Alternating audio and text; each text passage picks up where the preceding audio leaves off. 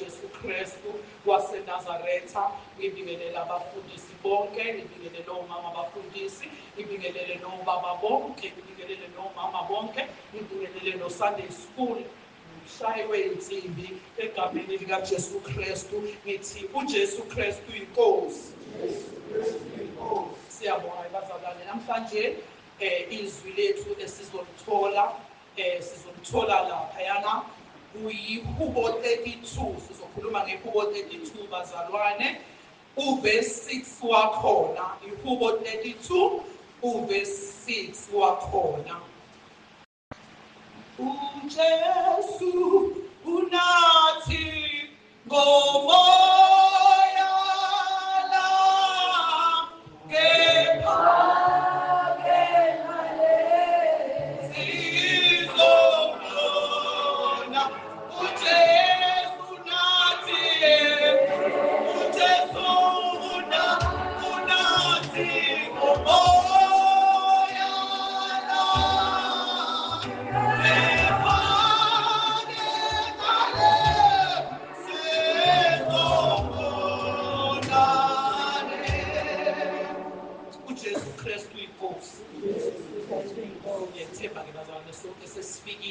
Ngithe uverse 6 wakhona ofundeka kanje. Ngakho-ke yilowo nalowo olungileyo makakhuleke kuwe ngesikhathi sokukufumana. Impela kuyakuthi lapho amanzi amakhulu ekhukhula angafinyeleli kuye.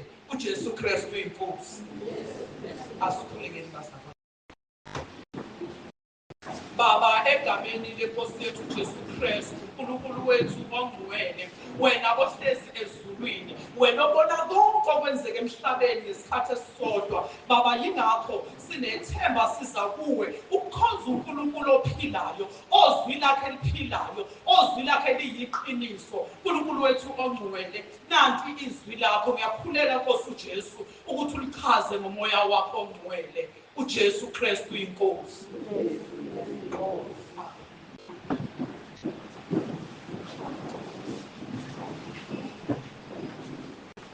Amen bazalwane. Haleluya, uJesu Kristu inkosi. Izwi selifundiwe ke bazalwane ngishilo ngathi lifundeka kanje lithi ke ngakho ke yilowo nalowo olungileyo makakhuleke kuwe ngesikhathi sokufumana impela. Uyakuthi lapho amanzi amakhulu ekhukhula angafinyeleli kuwe. Amen. So kunesikhathi ke bazalwane la esibekiweyo njengoba izwi lisho lithi yilowo nalowo olungileyo. Kuyacaca bazalwane ukuthi akusinoma ubani ozokhuleka kuNkulunkulu ezwe. Amen. Likhona nelinye izwi lilapho ku-Isaya lithi indlebe kaNkulunkulu ayizimi ukuthi ngezwa, isandla sakhe asifinyeziwe ukuthi singasindisa, kodwa izono ububi bethu obusiqhelisile eduze kabani kukaNkulunkulu. So ngesikhathi ububi bakho ubenza, ibona benza ukuthi uqhele ku noma singenza ini noma singaqamba amanga kanjani uthi uyakhuleka, kodwa makusenento ewudonga ewububi ebenza ukuthi ungakwazi ukukhuleka kuNkulunkulu, ngoba lithi olungileyo. Ungakhuleka, asikuphiki ukuthi ngeke ukhuleke, kodwa uyokhuleka. Sihleze sizwa emaningi amazwi ashiwoyo, amanye ayize uNkulunkulu uyezwa kodwa uyaphuza uphendula. uNkulunkulu akekho, kade basamkhuleka akekho. Akhohle ukuthi umuntu kufuneke wazi ube nokuqonda kuqala ukuthi ukuze uNkulunkulu akuzwe kufanele udilize lo liyadonga olukhandiwe yizono. Ngesikhathi uqala kunanalento eziwayo esiyenzayo uNkulunkulu asiphayo kuleli bandla lokuthi kuyavunywa uvuma izono. Usukuza engazathi bazalwane uma uwenza izono uzenza nje ungenendaba, wakha udonga, ubona mawuqala indlu ngathi uyasibeka isitini-1 mawakha uphinde usibeke esine kuze kube ulayini uphinde uqhubeke ilokhu sikhule lokhu kukhula lolu donga lwakho. Ngesikhathi ufuna ukulunga kuNkulunkulu uqala ngokudiliza lezi ntimi zakho, uqale phezulu. Uma uthanda uqale phansi uzoqala phezulu ususe nga-1 uyibe ukuze uzolunga kuNkulunkulu, ukuze uNkulunkulu ezokwazi ukuzwa uma ummemeza noma kusiphi isimo ozoba kuso. Lithi-ke izwi likaNkulunkulu ngakho-ke yilowo nalowo olungileyo. Kuyaphoqa bazalwane ukuthi ukuze uzokwazi ukuya kuNkulunkulu umele ukulunga. Olungileyo makakhuleke kuwe ngesikhathi sokufumana, ngoba kuyenzeka ukuthi uyakhuleka ukuthi akafumaneki uNkulunkulu ngenxa yokuthi wena awukho kwi-right stand noNkulunkulu, phambanisile izinto zakho. Bese lithi impela kuyakuthi uma amanzi amakhulu ekhukhula angafinyeleli kuwo. Azokhukhula bazalwane amanzi empilweni, angikhathali noma kungenzakalani. Kungaba amanzi uqobo lwawo, uma engawaletha nje uNkulunkulu eze, wena ungayithola mhlawumbe uphakamisa izandla uthi ukuthi uyavuma uqeda ukukhuleka asedlulile amanzi, uyithola ume endaweni eyomileyo, ngoba wena wenzani? Ulungile kuNkulunkulu, uyakhuleka. Ukukhuleka uyayizwa inkhuleko yakho. Kungaba amanzi amakhulu uzohlupheka. Abanye bethu siphile emhlabeni wehlupheko, ayabakhona amanzi amakhulu akhukhulayo emsebenzini. Angeke ukhukhuleke wena ngoba uthenga uNkulunkulu. Maningi amanzi amakhulu, uyahlala singabazali nje siba ney'ngane sizama sithi senza lokhu nalokhu size siphelele ukukholwa, uzuthola usukhulume nakabi. Ayeza amanzi amakhulu ayakukhukhula, kodwa uma ulungile uNkulunkulu uzokhuleka kuye ngoba uyakuzwa. Maqeda ube nokuthula enhliziyweni, ulethele konke kuNkulunkulu, umnikeze ngoba unjani? Ulungile. uNkulunkulu uthi noma yilowo nalowo olungileyo akhuleke kuNkulunkulu. Uma ungalungile bazalwane, kuningi sizokwenza. Siyathanda bazalwane ukukholwa, ufuna ukungasho. Akekho umuntu ogqokayo asuke ekhaya kubo aze azohlanganyela angathini umosha isikhathi sakho uzokwenza into ongayazi ukuthi wenzani.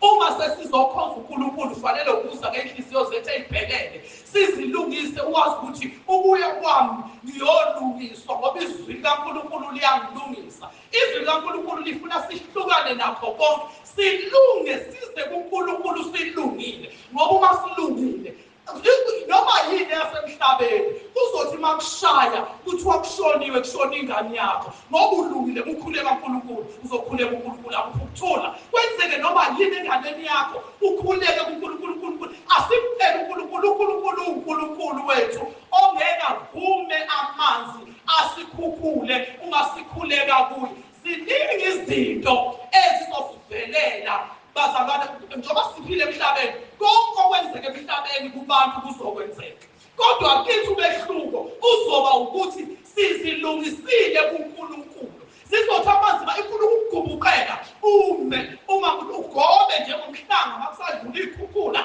ugobe uthi alela amanzi phakathi uthi khona uvukume ngobani ngoba ulungile kuNkulunkulu. uNkulunkulu usifuna silungile njengoba ngisho ukuthi zizokwenzeka izinto ayikho into engezukwenzeka kuzokwenzeka uma umuntu omusha ukholwa uzobuzwa kuvuka okunye usathana kuvukele njengoba sisho sithi kuyalwiwe emoyeni uzolwiwe emoyeni kodwa wena uma ulungile kuNkulunkulu uzokhuleka umfumane uNkulunkulu uzokusiza uyokwenza ukuthi noma ngabe manzimani akhukhulayo. Abanye bethu bayakholwa uthola ukuthi ukholwa ubaba umama akakholwa uzoke kwenzeke nje kushise esesethetha ungazi ukuthi uthethelani akavusa ukushisa nje endlini ungazi ukuthi okwani ukushisa ungakhukhulwa-ke wena yilawo mathi ngoba lokukholwa bazalwane awuthi uqala nje ukukholwa ubusukholwa sekuphezulu ukholwa kangangokuthi uma kukhona into ekunyakazisayo unyakaziseke.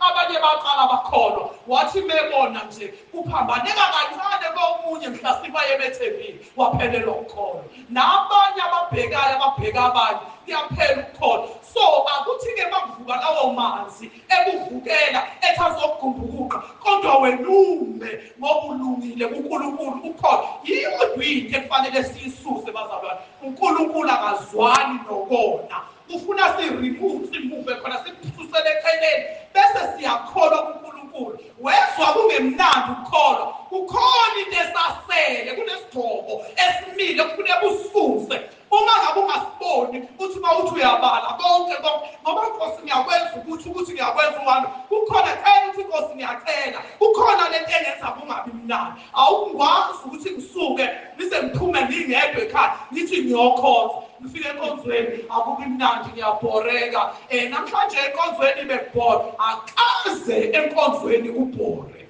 kodwa kahle ngiyaxolisha ukusho ukuthi umuntu osuke nenkinga wena othi kunjani kuyabhora ngoba kuthe makudunyiswa wangengeza endumisweni kwathi makwenziwa yonke wangengeza wena ngoba kunento yakho. Asisuseni bazalwane izinto ezizothi uma ngabe uNkulunkulu kwenzeke buya ucawe nje into encane singavumeli nanokuthi bazalwane kube khona into ezoba nawo isikhathi eside emoyeni wakho. Silingise umkalothi owaphenduka insika kaSawoti ezwa imisindo yakuphi yaseGomora sikhishiwe thina wathi esekhishiwe bathi wahamba wenzela umusa benolothi waphuma ngolothi umyeni wakhe engcwelisiwe uNkulunkulu wamkhipha hayi wayizwa imisindo izoba khona ikhona futhi bazalwane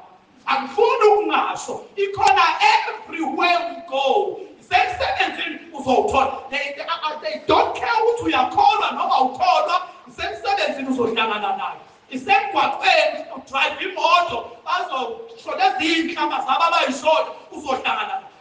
Uma usuyilungisile uzokubona konke uzothi nje uJesu Kristu inkosi phezu kwalamazwi abazobe bewashilo isekhaya ukushisa uzokuthola eingaleni zakho yinoma ikuphi la uhamba khona uzokuthola kodwa olungileyo aNkulunkulu yiwo lamazwi azokuthubuka. Uma umile kuNkulunkulu azohlehlela kude amanzi noma yothi mayethi uthi wena asedlulile amanzi ngoba wena ukhulekile kuNkulunkulu, wafumana uNkulunkulu ngoba ulungile, olungileyo ayothamaza amakhulu eqhamuka ngeke yena azamthole ngoba ulungile. Bazalwane, siyambonga-ke kakhulu uNkulunkulu. Liyasho khona lapha izwi lenkosi uma ufunda kuwo Kubo 32 uverse 5 uthi ngasivuma isono sami kuwe. Kubo 32 verse 5 uthi ngasivuma isono sami kuwe, angisifihlanga isiphambeko sami. Ngathi ngiza kuzivuma izono zami kuJehova. Ziyavunywa zonke ususe ngoba uzokugona nozokugodla. Yikho lokho kuzohambe kukuncinza endleleni. Uthi uyakhona kukuncinza endleleni, uthi uyahamba kukuncinza endleleni ngoba kukhona lokhu oyibekele khona okwena okungokwakho okugodlile ongafuni. Ziyavunywa uvuma konke ukuvume bese wenze njani? Uyalunga. Ngezansi kwaleli vesi bese lithi olungileyo. Ngesikhathi uvuma thola ini? Ukulunga. Ngesikhathi ulunga uNkulunkulu uzowuzwa umkhuleko wakho. uJesu Kristu inkosi. uJesu Kristu inkosi. Asiyeni bazalwane kuHubo 34 verse 4 ufundeka kanje. Uthi ngamfuna uJehova wangiphendula, wangikhulula kulo lonke uvalo lwami. uJehova uyafunwa bazalwane. Zithi izimo zingavumi, kungavumi ufunde iBhayibheli, kungavumi akukhulu ukufunda iBhayibheli njengengane engifundayo. Ziyazi ukuthi kunzima kangakanani bakufanele ufunde. Uyuthi mawuthi uyafunda uthinte kube content sukuma ngathi womile, sukuma uyasiba, kuthi siba kulokhu usukuma ubaleka uziba. Uyafuna uNkulunkulu wena kube uwena okukhuthalelayo othi ngifisa ukuthi njalo ngihambe ngokungcwele, ngihambe phambi kaNkulunkulu ngingowamukelekileyo. Uyafunwa uNkulunkulu, uyinikeze isikhathi nangakho konke uzame ngisho nangokukhuluma kwakho ukhombisa ukuthi ngiyamfuna uNkulunkulu. Uthi ngamfuna uJehova wangiphendula, wangikhulula. Lize lithi iHubo 15 iHubo 50, I think it's Hubo 50 uverse 15 wakhona okhuluma othi-ke ngibize ngosuku lwenhlupheko wenza kukhulula wena bese uyangidumisa. uNkulunkulu mbiza ngosuku ohlupheke ngalo, mbize ngosuku ungahluphekile ngalo. Uma uhamba ngokungcwele phambi kwakhe uNkulunkulu uyakhululana. Usumkhulu bese kukhululile bese wenze njalo wena bese uyamdumisa. uNkulunkulu uthi ngifune uthi ngamfuna uJehova. Kubo 34 uJehova wangiphendula, wangikhulula kulo lonke uvalo lwami. uNkulunkulu uma usuhlezi naye kuthi kwenzeka izinto zikushaya ngoba usuke kade unovalo. Uma ukholwa ugxilisa ukukholwa kwakho, luthi maluvela uvalo, kuthi makuvela izinto ungabi nalo uvalo ngoba wena uhlala kuNkulunkulu. Uthi uNkulunkulu wakwazi ungakabi bikho, wakuloba esandleni sakhe. Ngesikhathi ummemeza uyabuzwa ukuthi nakho kwenzeka ukuthi kumntwana wakho. Hayi ngoba uNkulunkulu esuke ngazi bazalwane ukuthi kuzokwenzakala kithi nganini ngaluphi usuku, usuke kadazi. Ufuna ukuthi wena kube uwena okhombisayo ukuthi wenze njalo. Uyazi ukuthi ithemba lakho likuphi bese uyaya kuye umfune uNkulunkulu.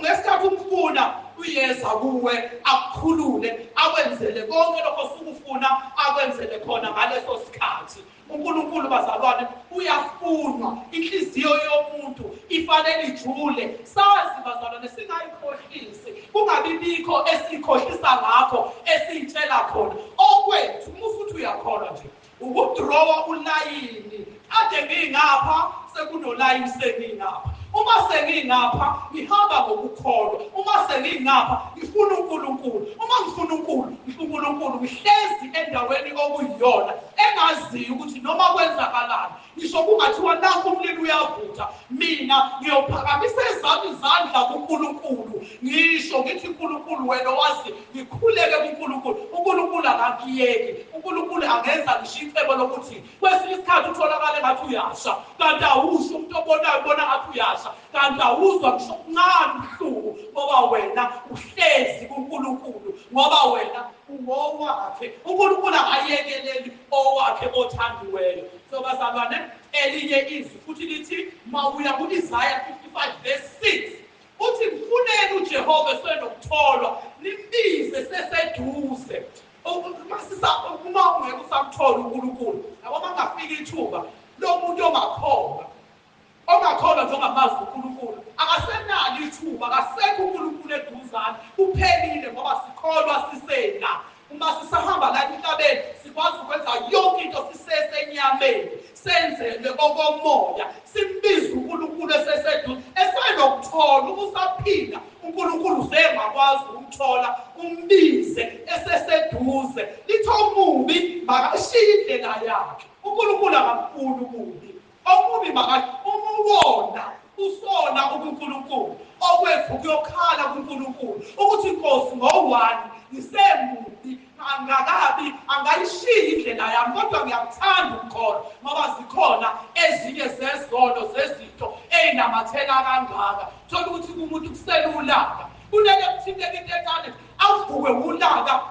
Bazalwane, ngiyasaba, avukwe ulaka athi ukuthela omunye kwenzeka into ekhaya, mhlawumbe yenzeke enganeni yakhe, mhlawumbe nje uthola ukuthi ingane kwenzakala noma mhlawumbe iyakhulelwa, athi ukuthela azadlula uNkulunkulu, ubone ukuthi hayi cha uyakwazi ngokuthukuthela lo muntu. Uthi ukuthela uzwedlula uNkulunkulu, ozothola ukuthi mhlasimpe ikhulekile ingane yathela uNkulunkulu ngixolele. Hayi wena usuthukuthele wedlula uNkulunkulu. Hayi cha, siyakwazi phela thina ukwenza. Usho lokhuyana uqhanganisa, kanti cha, akwenziwa sikwenzi kanjalo. Uma ubunoNkulunkulu ubuzothi uNkulunkulu ngeyakho le ngane, ngoba kufanele sikuyeke nalento ikhaya lami, umuzi wami, imoto yami, ingane yami, umbila wami, amadumbu ami, kongokwakho. Kanti wena ngokabani? Ingane ngekaNkulunkulu. Ngisho wenzani, ngisho uphuma uyishiya, ngisho ihambe iyakhona, Nkosi nayiya ingane yakho. Ngisho wenzani, Nkosi ngiyacela ukumbiyela uvikelele wamuzi ngoba konke kaNkulunkulu, ngoba thina singabakabani, singabakaNkulunkulu, asinalutho. Uzuphathe kabi, ukhulekela ingane igula. Nkosi ingane yakho usukhala kakhulu, ingane awunangane wena, asinalutho thina. So ayikho into engeyethu, ukube phela khona ngokwakho ngabe nami nganqaba nomama wami ngesikhathi eshona, ngoba ngangimthanda kabi, ngangaboni ukuthi ngizophila kanjani engasekho, ngangaboni nje ukuthi iphila iqhubeka ithi ngaleyo ndlela akekho umuntu onento.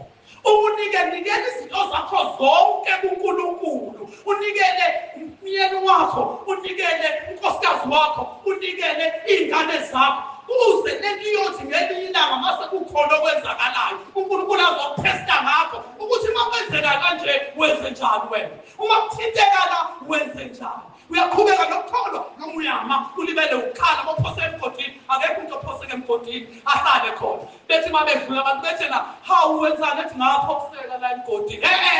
Asiphoseke emgodini sihlale khona. Uyaphoseka, zama indlela yokuphuma, umemeze uthi uNkulunkulu wami ushiyelani la, uNkulunkulu uzoza azokutakula. Asibi ndawonye, uyadlula. Kuyiqiniso ukuthi ubuhlungu sizobuzwa, amaza lawo ungaguli kodwa kugubuzela. uJesu Kristu uyinkosi bazalwane, uJesu Kristu uyinkosi. Asinikeleni mhla sakwenza, siyeke ukuthi siyalazi izwi elithi phonsela kimi zonke iy'nkathazo zakho, mina ngizakuthwalela. Nkosi thandaze, Nkosi ngiyaphonsela kuwe kabamanga ukuthi uphonsile ubekile, sabe siyabuza nangakusasa futhi uzalokhu usakhala ngaleyo alude wena umphose uNkulunkulu. Awuyiphosanga uyibekile lapho uzobuyilande khona, awuhambile nje kahle makuthiwa kusesikhotheni noma uyibuke kabi ukuthi ngiyibeke lapho, mase ngifuna futhi ngizoyilanda. Ubulokhu ukhalele phosa, akushiwonke ukuthi beka khona uzobuya uyolanda. Phosa, asiphonseleni kuNkulunkulu yonke into, simnikele konke, ngoba ngesikhathi usebhizi ukhala ngalelo funa uNkulunkulu abuye amthathe. Usalibele ukukhala, usalibele ukuhlala emgodini ophonseke kuwo. uNkulunkulu bazalwane asisize singenzi izinto ey'bekiwe ukuzoqinisa ukukholwa kwethu, sihambe siye phambili, sizenze sibe yinto ezosivimba ukuthi singamboni uNkulunkulu. Umoya kaNkulunkulu uhlala kuwe ngoba nawe uhlala unenhliziyo ebulangazelele emthembayo uNkulunkulu. Uthi Nkosi kunje, sifikele singabantu. Ungasathandazeki, ungazi ukuthi uzokwenze njani, ungazi ukuthi webana sabelephi. Uqale ovela uqala uthi uNkulunkulu kunje. Ayikho into yokushintsha ukuba uNkulunkulu kwakho. uNkulunkulu oshile ezwini lakhe wathi akukho kuyongehlukanisa nothando lwakho. Wathi akukho, kungaba ukufa, kungaba ukuswela, kungaba yini, akukho. Nkosi ngicela ukungasuki kuwe. Ngiyeza ukuthi lo mthwalo umsindo uyangisinda. Singakuhlalisi bazalwane kuze kube isono kuNkulunkulu. Kanti uNkulunkulu beze nakho kuwe kuyitest yokudlula lesuyama wena. Ungadluli kuyo ngenxa yani yobuhlungu. Asiginqe siphosele kuNkulunkulu, ngoba masingaginqi sikwenza kufuna ukuba into eyisono emileyo eyisigaxa enhliziyweni. Akusahambekile basekunjalo. uJesu Kristu inkosi. uJesu Kristu inkosi. Singadangali bazalwane, uNkulunkulu khona. uNkulunkulu khona futhi uhlala esigadile, usibhekile njalo, unathi njalo. Nenkulumo kade lisho lithi uJesu nathi ngami ngomoya la. Okwethu ukuthi sisuse izinto okubonayo wena namhlanje, okunyakazisa wena. uNkulunkulu wayevele kwazi ukuthi kuzokwehla. Wayazi ngisho usuku, wayazi ukuthi wena uyokubhekene nalena. Kuphela bakufihlekile kuwe. Wena musabe ukukhala njengomuntu ongamazi uNkulunkulu. Vula amazwi amaningi, amazwi ozokududuza, amazwi azokwenza ukuthi ugwala amandla njengoDavide ebulala ibhele, nawe lizoma phambi kwakhe ibhele, kodwa ubusugwala amandla kaNkulunkulu. uJesu Kristu inkosi. Uthi-ke mfuneni uJehova esenokutholwa, nimbize eseseduze. Okubi makashiye indlela yakhe. Okubi nje uNkulunkulu akahlangani nabo. Ukumubi shiya indlela yakho. Nomuntu owenza okubi, nomuntu owenza okubi imicabango, okubi imicabango yakhe ibuyele kuJehova. Uyakuba nomusa kuye, uJehova uyakuba nomusa kuye. Abuye ukuthethelelwa kwakhe kube kukhulu, ngoba uyakushiya konke okubi uze kuJehova, uze kuNkulunkulu. uNkulunkulu wethembekile bazalwane ngezikhathi zonke, angeke akuyekelele. Kungathi kule situation ekuthiwa le ayenzeki, ufike wena, ufike ukhuleke ngoba wena kuNkulunkulu muhle. Asathi uNkulunkulu ngenxa kasibani babo sekhuleke la, angisasiyeki lesi simo sinje. uJesu Kristu inkosi. Yingakho-ke bazalwane niye nibone uma ngabe sona njengoba sona sithi sifuna ukuyovuma izono, senza yonke into. uNkulunkulu kunobuso angeke abudelele masebuza kuye. Wena ungeke ukwazi, vele ungcolile, ngeke ukwazi ukuyiyela kuNkulunkulu uyoyithandazela uthi Nkosi kwawukuthi nokuthi vele ubuso bakho nje uNkulunkulu akakwazi ukubheka, ngoba wena ungcolile kangakanani. Umanje ngisho noJesu ekhala laphaya, esephendulwe waba yisono, engakazenzeli lutho, wayegcwele izono, ezekhala ethi uNkulunkulu wami ngishiyelani? Kwashiya uJesu. Thina sibe singobani-ke ongathi uqamba mama uthi wena ngizohamba mina wenze sengasile ngizothandaza mina phambi yongena ekameni ukuthi uyathanda.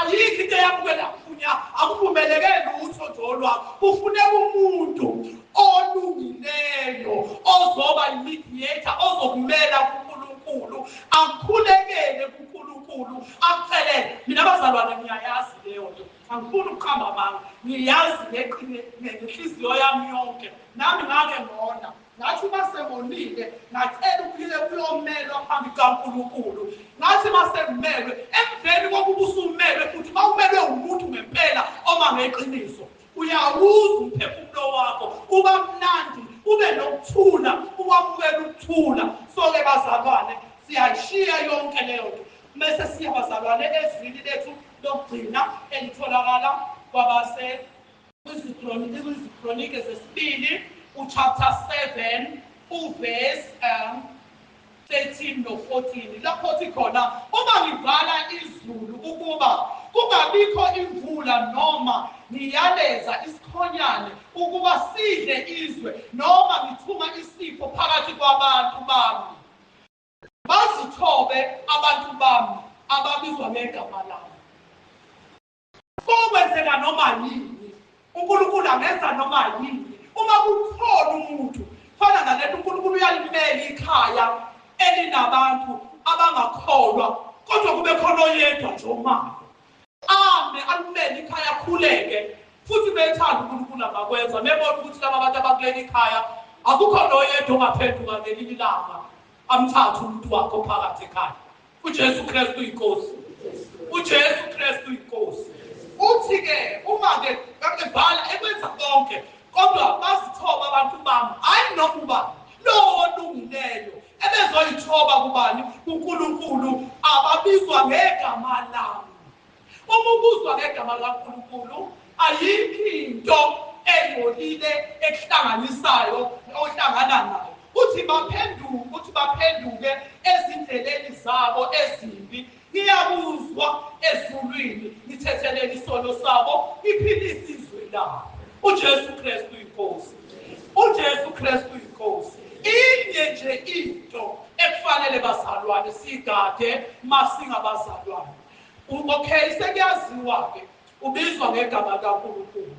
So siyabususa yini-ke thina ububi sisisa ububi samukeleke kuNkulunkulu okuzothi makwenzeka izimo ezithile sikwazi ukuthi uNkulunkulu aphendule imikhuleko yethu asiphendule asenzele lokho esikucelayo. uNkulunkulu akazwani nobubi. uNkulunkulu ungcwele uzuyasha ezwini lakhe uthi yibani ngcwele njengalokhu nami ngingcwele. Siyakuzama-ke usuku nosuku ukuthi Nkosi ngiyathanda ukuba ngcwele. Ngiyacela Nkosi ungibonise ukuthi yini engenza ukuthi manje uma ungangibiza ngingakwazi ukubona. Ngiyakufuna Nkosi njengoba izwi lisho lithi asikufuni Nkosi usenokutholwa. Uthi abantu bami babezithoba babizwa ngegama lami uthi ngiyobuzwa ngiphendule ngisindise izwe labo. So bazalwane asibe ukuba ngcwele kuyamenza futhi ukuthi umuntu abe namandla okuma noma ikuphi akwazi ukuma ngoba usukazi ukuthi akamile yedwa. usukazi ukuthi umi nobani noNkulunkulu. Siyambonga-ke bazalwane uNkulunkulu ngakho konke asenzele khona engathi bekungaba yilowo nalowo ayinkinge akwazi ukuthi uma ukhuleka kuNkulunkulu ulungile amanzi amakhulu angeke abe namandla kuwe. Ngeke kwenzeke lutho. Ngisho zingavuka ikhukhula noma ngabe xoboni yesikhukhula nawe uyokwenza njengabafundi abathi besemkhunjini bezwa kusuka umoya bathi Jesu nakho sifa. Nawe uJesu uhlala nayo yokuvusa uthi Nkosi nazi ikhukhula nanka amazwi amakhulu efuna ukumgumbuka. uNkulunkulu uyokuzwa akukhulule wena bese uyamdumisa. uJesu Kristu inkosi. Ngiyacela sikhulekele babutamo sibongele izwi likaNkulunkulu. uJesu Kristu inkosi.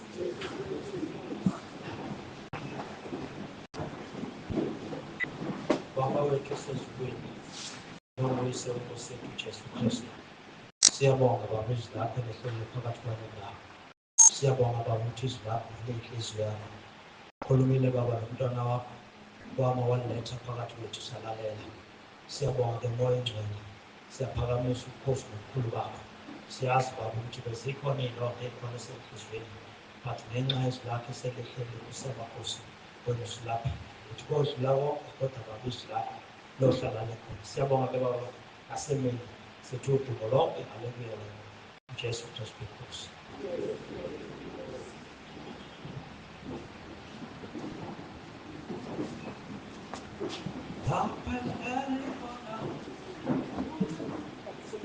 Unesimanga